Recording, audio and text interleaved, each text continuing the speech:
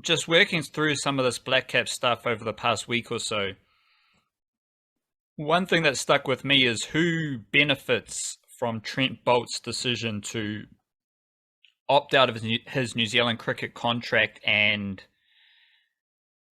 essentially play less cricket for Aotearoa.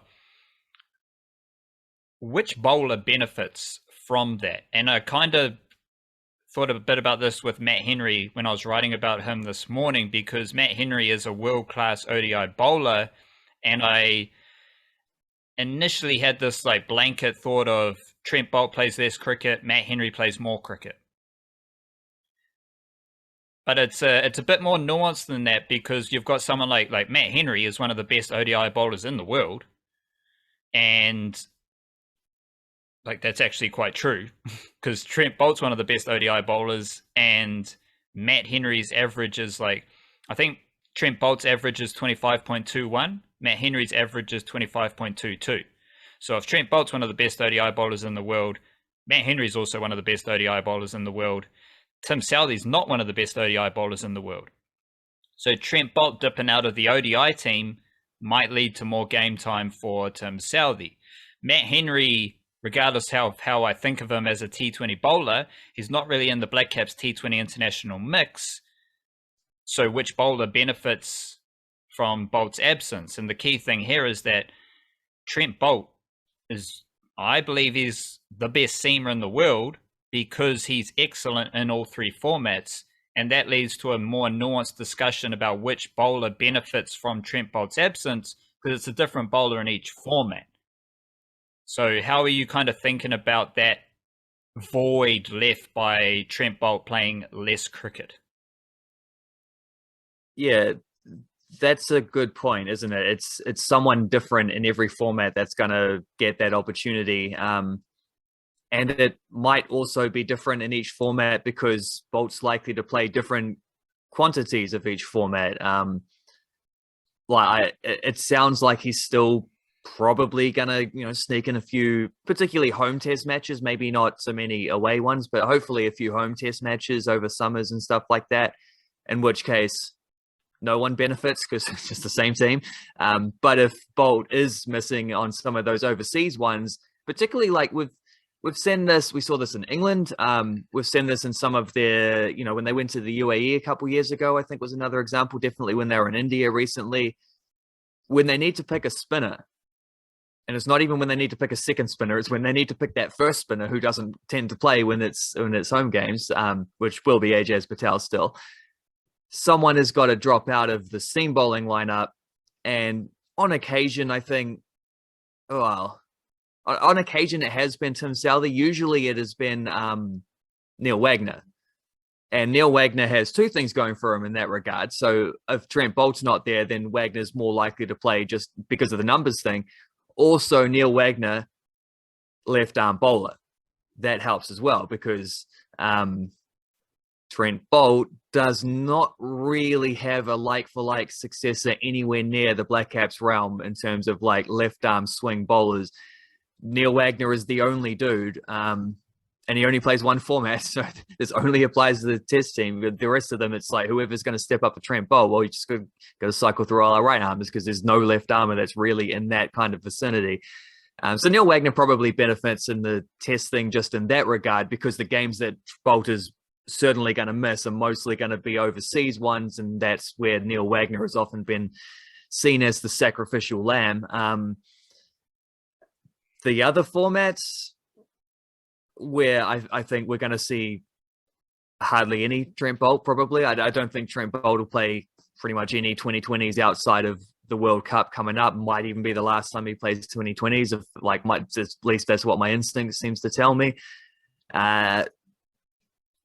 So I don't know who benefits there, because Trent Boult doesn't play a lot of 2020s anyway. He only plays about half the games as it is. So I think it's every man for themselves as it was. Maybe Lockie Ferguson gets a little bit more prominence as like the pace bowling leader of that attack, given that that's what his statistics say.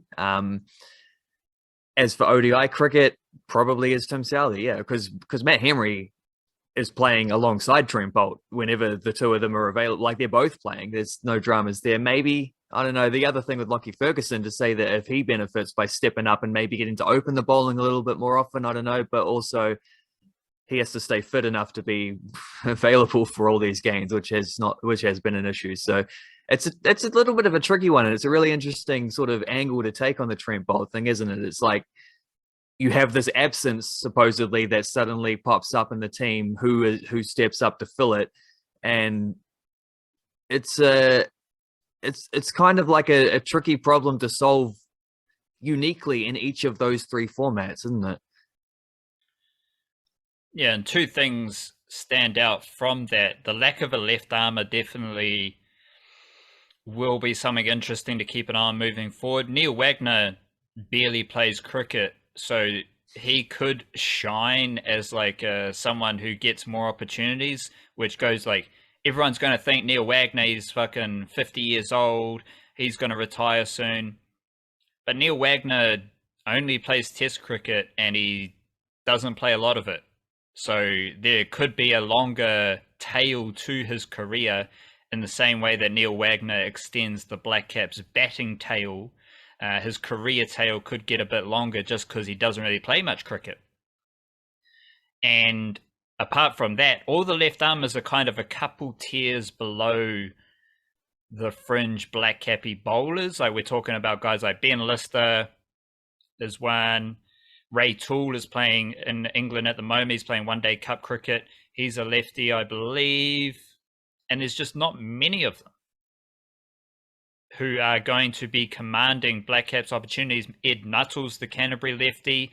There are a couple lefties sprinkled across the domestic landscape, but they're not even in the fringe Black Caps zone, let alone showing signs of Trent Boult-esque skills.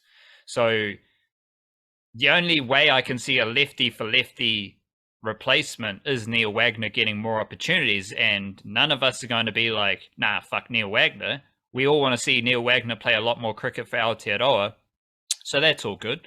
Don't think Neil Wagner's playing white ball cricket though, so there is this little hole of a lefty in the Black Caps seam attack, and we've become accustomed to having a fantastic swing bowling lefty who can move the ball both ways. Then you've also got this factor that the Black Caps have kind of already been preparing for this. As you said, Trent Boult has already been dictating his availability. Like he has already played a lot less cricket in recent years compared to what he was doing in the years before that.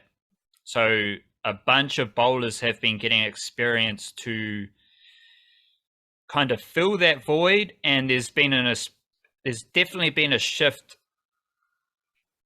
going back to that Bangladesh series last year where like a B team toured Bangladesh and the whole kind of bowling stocks have shifted. And the bowling stocks have shifted with Ben Sears rising further up the depth chart. So he was in that Bangladesh tour, whereas other dudes like a Scott Kugelheim or a Hamish Bennett or a Doug Bracewell, those type of characters have all dropped away.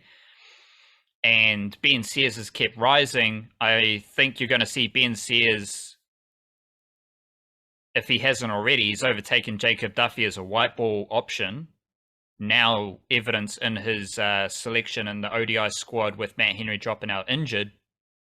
So he's kind of risen up the ranks. But a lot of the dudes who were benefiting when Trent Boult was not playing a random T20 international series against Pakistan or Bangladesh or West Indies in the Kiwi summer, those dudes are no longer really in the equation. Specifically someone like Scott Kugelheim, I think you're going to see Blair Tickner either, like he's kind of on the cusp. He could go make a big run for Black Caps cricket, or he could fall away and be overtaken by someone like Ben Sears, which again may have already happened beneath the radar.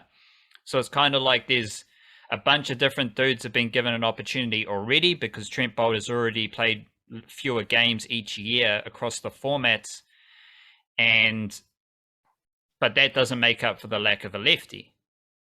So it is quite an interesting situation that involves a lot of pondering.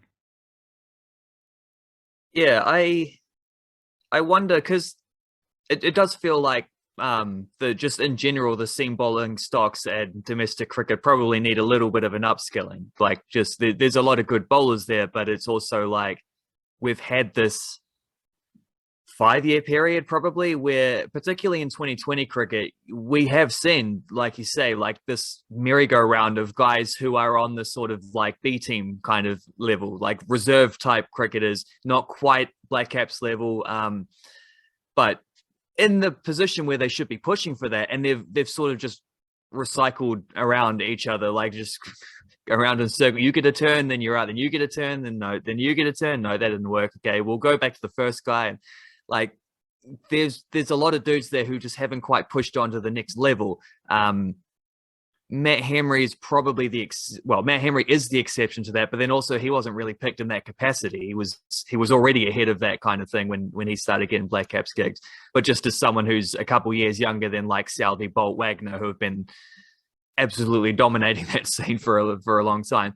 Kyle Jamieson, of course, is the other one who's pushed through. But as we've spoken about before, outside of the test level is, you know, his white ball form's been, particularly 2020 form, has been a little bit scratchy. Like if he didn't have the test match stats to back things up, he might, as a 2020 bowler alone, like just only looking at that format, he might also be considered in the same category as some of those like Tickners and Duffys and such.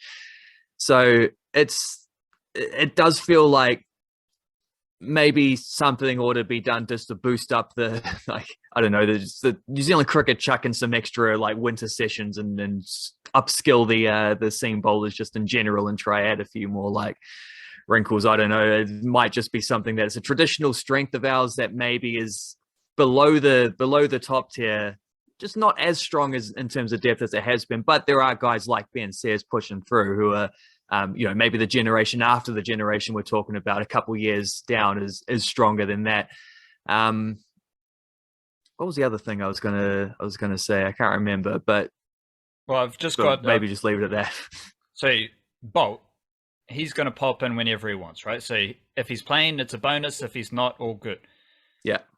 Same type of thing happens for any deeper fringe seamers. If they're required, they're required. They're outside this group, though. I've got 6 seamers who I think Aotearoa can rely on for most of the cricket. Tim Southey, Neil Wagner, Kyle Jamieson, Ben Sears, Matt Henry, Lockie Ferguson. 2 of them bowl real fast. One of them's Aotearoa's second greatest right arm swing bowler. Matt Henry has world-class flashes. The lefty is a lefty who is also uniquely fabulous. Like Neil Wagner is just the mantis. So just working with that core group of 6 bowlers, I think, is a fairly decent recipe moving forward. Get into T20 cricket, you chuck in 2 of the best T20 international spinners in the world. You need some all-round options. Jimmy Neesham, Daryl Mitchell, Michael Bracewell. Like, that's a good collection of lads who can bowl. If we are getting super funky, Glenn Phillips, roll the arm over. Like, that is just a decent core group that I think can be stretched across the different formats. Like, obviously, Ben Sears isn't playing Test cricket this summer, but I think he's got a skill set that can be relied upon in a group of 6 bowlers across all formats. Am I missing anyone in that core group of 6? Ferguson, Henry, Southey, Wagner, Jamieson, Sears. Well, I mean, only in as much as that's just the seam bowlers, not considering like spinners are also going to go through plenty of overs, and particularly the shorter the format, the more spin we seem to bowl, which also helps, particularly because the shorter the format, the less Trent Boult is going to feature going forward. I'm just trying to think through the. So I've got like guys like unless you wanted to count like Colin de Gronholm in the test team, but I don't think that really applies. No, he's a straight up. He's a core bowling option. Like I'm happy with that. Well, he is in that one format. Well, same with Ben Sears. Sears is playing Test cricket, right? So no. that's 7 seamers, and Sodi Santner Bracewell. So those are 10 bowling options who I think Aotearoa still has without Boult moving forward. Still pretty good. Like it's not like Yeah. that is terrible without Boult. So I'm just curious how it looks moving forward. There is a hole for a lefty, but as well, like we have kind of been brewing towards this with Trent Boult, just the amount of cricket he's been playing recently.